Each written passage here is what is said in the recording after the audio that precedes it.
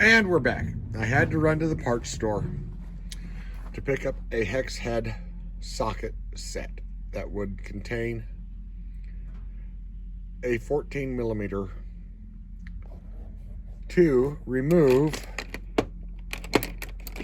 the block drains on the Subaru engine. So I can thoroughly drain the block before removing it. Just makes things easier for disassembly. You don't get coolant all over the place and you're a lot safer. Now remember, if you're going to be working under a vehicle, to include your PPE. Safety glasses, gloves, and such. So we're going to get back at it here. Okay, gloves are on. One, they keep your hands a lot cleaner than working on filthy crap.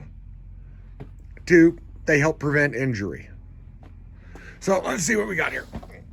Dryer boxes are a great thing for your shop floor. Okay. Put a little light in here. It looks like let me turn my headlamp on here. That the block drains are above they're above the exhaust manifold.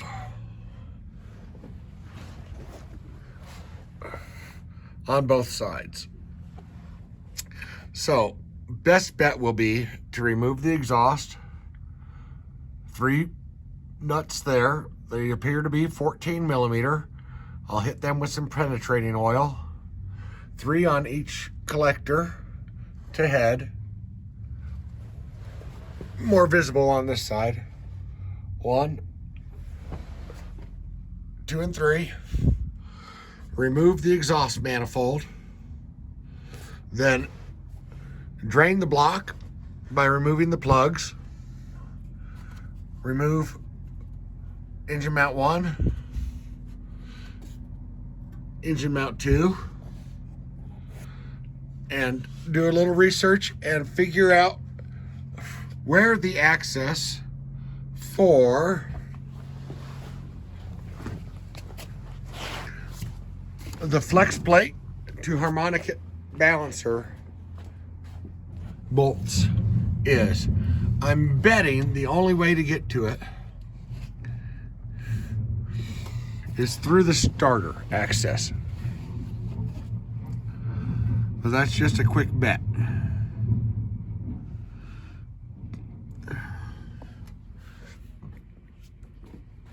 I'm pretty sure to get enough forward motion of the engine to get it up and out of the engine bay, well, I should need about 2 inches. Typically, I think the radiator will be able to stay in the vehicle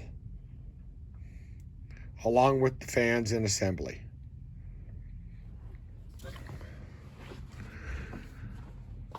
The fuel line will need to be removed.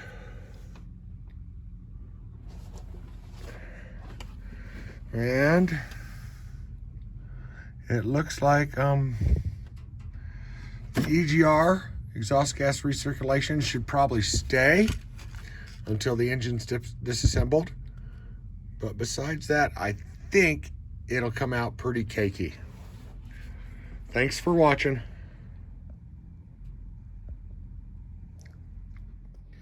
Okay, so the exhaust manifold is now loose, but there are these 2, the upstream and downstream O2 sensor wires that I need to cut the zip ties on there and disconnect the 2 connectors from the harness before I drop the exhaust manifold off.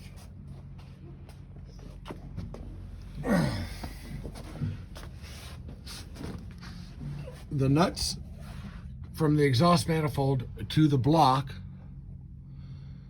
were not overly tight. The nuts from the exhaust manifold to the exhaust pipe required a little bit longer wrench, but not overly difficult. Okay, as you can see, the passenger side exhaust was just fine. The driver's side exhaust apparently had an exhaust leak for who knows how long. There is evidence of oil on the driver's side exhaust, whereas on the passenger side exhaust, it's relatively clean. So let's investigate.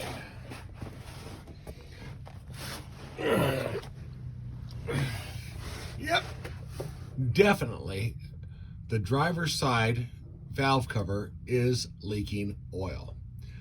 Now you can see when I remove a bolt or a nut, I reinstall it in the spot that it came out of.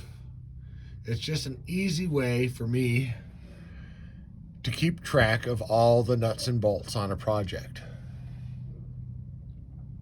Now also, there is clear evidence of probably a rear main seal leak on this particular engine. And after installing a new filter on it, don't give me crap about having a Fram filter. This thing doesn't have enough oil pressure to burst a filter. That there was a little drip, or a class 2 if you're a military guy like me, leak that had formed on the filter itself.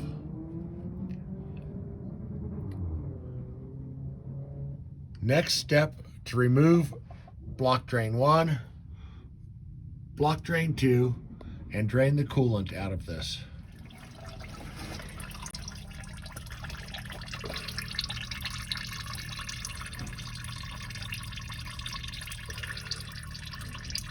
Now, as this drains, we'll talk about some other things.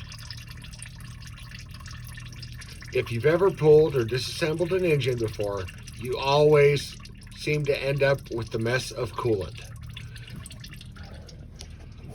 95% of all engines are equipped with a block drain in one location or another. So if you pull an intake manifold off of, say, a small block Ford or a small block Chevy, any wet intake manifold, when you pull it, you get coolant into the valley pan or into the valley. Well, if you remove the block drain from the side of the block, you avoid that situation.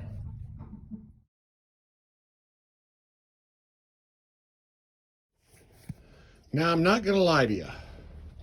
The driver's side drain block required everything I could do to get it to come loose. I tried the impact. I tried the impact with full air pressure from the compressor. And then I finally ended up putting both feet against it and a 2x4 between the ratchet head and the oil pan to get it to pop loose. But it's out. Okay, I believe that's enough for today. Cooling system is drained and detached. Exhaust is detached.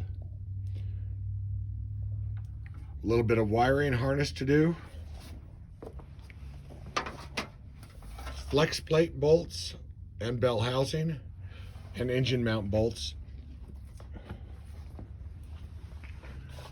Fuel line, vacuum line to brake booster, and a few other odds and ends here and there, like the heater hoses,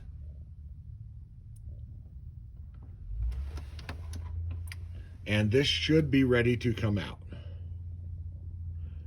I will continue on it tomorrow. That is enough for today.